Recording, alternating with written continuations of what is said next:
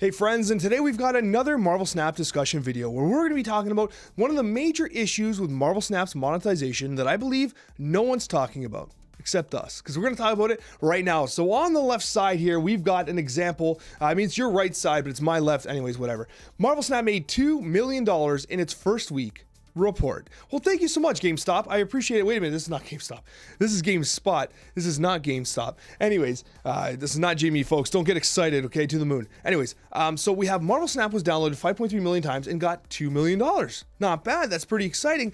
And then I read the article and I was like, nice. And I walked away. You know, I took my hamster for a walk and I took the kids for a bike ride. And something was like weighing on my conscience. And it was not. I was like, something's wrong with that article. What the hell? What was it? Why didn't I clue into it at first? I went back and I read it again. And I got to the third paragraph and got pissed off because it says these data points put it in competition with other massive games. Diablo Immortal, for example, earned 11.5 million and went on to make $100 million in 8 weeks. I was like, what? You bastards. How dare you? How dare you compare Marvel Snap with Diablo Immortal? Did you actually just do that in a way that would almost indicate that you think Diablo Immortal did it better? Now, I know I'm putting kind of like words in their mouth, right? They didn't quite say that. But when they say it's in competition, they're just suggesting that the competition is making more money, okay? Let's talk about these two things for an instance here. So when I released on my release day video, so when Marvel Snap released, I released a video that said, hey, this game is so free-to-play friendly that it is like the way to play the game. Free-to-play could not be better on Marvel Snap. And it was 100% accurate. When Diablo Immortal came out, this game was so rampant with microtransactions and straight up garbage that like it had so much negative bad press. And here we are talking about it as if like it did it right. 11.5 million in the first week. Look at it go. It's like, yeah, that game was absolutely predatory and it pissed everyone off who played it. It was rampant with paywalls and just straight up garbage. Marvel Snap has none of that. They made one minor misstep during beta. They refunded everyone's money for the Nexus events and moved on and did it right. And then I was thinking, I was like, hold on. So what's the problem, Alex? What is the thing that nobody's talking about? The problem is that there is no incentive to spend any money whatsoever in Marvel Snap. And when we talk about incentive, I'm not talking about like a play to win mechanic. I'm not talking about a pay to win mechanic, sorry. I'm not talking about something that like someone pays money for and gets an advantage of. I'm actually talking about one of the issues I talked about prior in our previous discussion about smurfing, how there's currently no incentive for someone to raise their collection score outside of collecting stuff. But if you care about rank, if you care about competition, if you care about winning, you don't want to raise your collection score.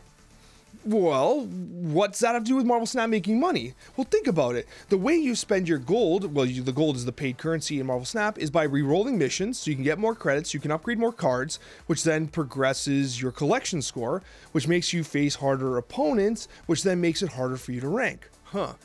Pay to lose. It's literally pay to lose.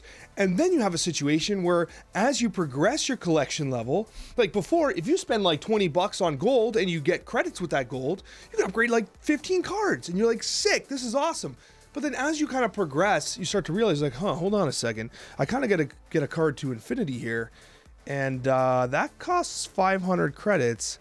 It's a lot. It's getting expensive really fast. And what you quickly realize is that spending your gold and your money on credits feels absolutely terrible in Marvel Snap. It's a horrible feeling. So the problem is like, there's no incentive. There's no incentive to spend money. And yet Marvel Snap still made $2 million. That's fantastic. But it's based on the Marvel IP. Is this sustainable?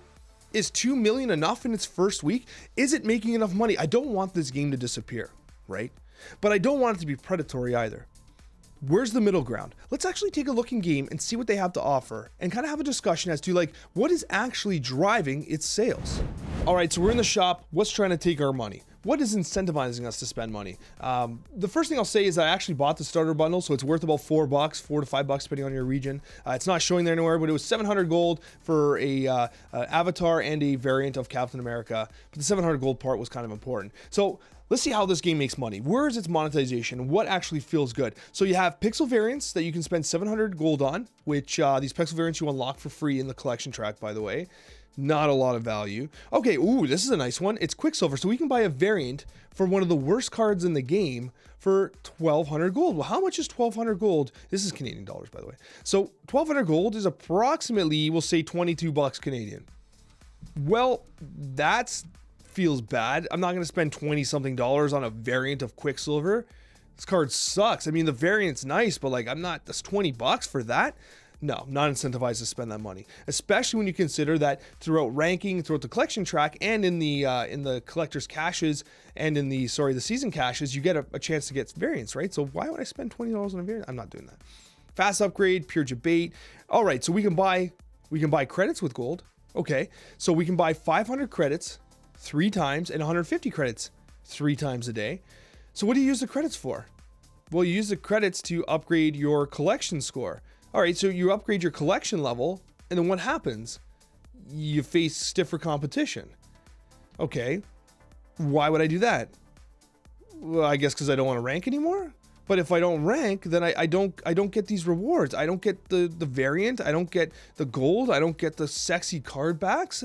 I mean, I don't want to make my ranking harder by pushing up my collection score. So I'm not incentivized. I don't want to spend that money. Okay, let's go back to the shop. What else do we got? So we're not doing the variants. We're not doing the credits. We got the gold itself, which is incredibly expensive. 8,000 gold for 140 bucks. That's a lot of money. Okay, hold on. Everyone's telling me to spend my gold on mission refills. Here's the problem with mission refills, right? So yes, you get the most value because you are progressing your season pass as well. But if you think about it, you get 2 mission refills every 8 hours for free. And if you stop like refilling them, and if you ever like miss missions, or like you leave this blank and you don't play for a few days, like it's opportunity cost, right? So you essentially just waste that money, so to speak, because you haven't kept up to date with your missions anyway. So why are you spending your gold there when you could just do your missions regularly and it has the same effect? Interesting thought, and especially when you consider how much credits and gold you get from the actual weekly missions. Okay, so now we're in a situation where like, okay, so this game's giving us a lot for free. It is, and I don't want to complain, but at the same time, it's like, man, there's like no reason to spend money. There's no reason. I have 11,000 gold. I'm gonna have 12,000 gold eventually. There's no reason to. There's no incentive. The only money that's worth spending is the collector pack and the season pass. And if the season pass is like, you know, whatever, it varies in cost depending on your region, but we'll call it 10, 15 bucks if you get the premium version or the premium plus version. But anyways, okay, this is good value. So it makes 10 bucks a month for me, for sure. Is that it? Are we good with that?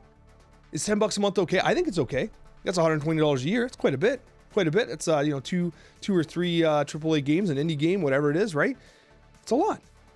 But is it really pulling that money out of you? Because if you look at it, okay, you get a variant, you get some boosters. I think they need to make the season pass better, and I think they need to make the variants. That's not variants. The variants less expensive, and I think they need to start doing things that encourages us to spend our gold. I think they need an arena mode. I think they need other modes that we can use to, you know, buy tickets for, or that we need to have something to support this game. Now, I don't want it to sound like I'm someone who's complaining about a game that does free to play too well. That's not what I'm saying. What I'm saying is that there really is no incentive to spend gold in this game whatsoever. You don't need the variants. They're incredibly costly. And if you spend gold to progress faster through your collection level, you just face higher ranked players. You just face other people with high collection scores who tend to be currently beta players. Where's the incentive? There is none. And yes, we don't want the pay to win style mechanics, but we need to support this game. It has a Marvel IP, which I'm sure costs a fortune. It's an amazing game that's a lot of fun. But if this game doesn't make money, then the development team can't keep the doors open, can't keep the lights on, right? That's the predicament we're in right now. And I think that the collection track and the collection level stuff that makes it so that you're de-incentivized to actually push up your collection system is a major issue. And I talked about that in this video here down below. I'd love to hear your thoughts, but thanks for watching. I know this is a bit of a strange video, but like, it's something I kind of wanted to talk about because realistically, there is a problem with this monetization and I hope it gets fixed soon. We'll see you there.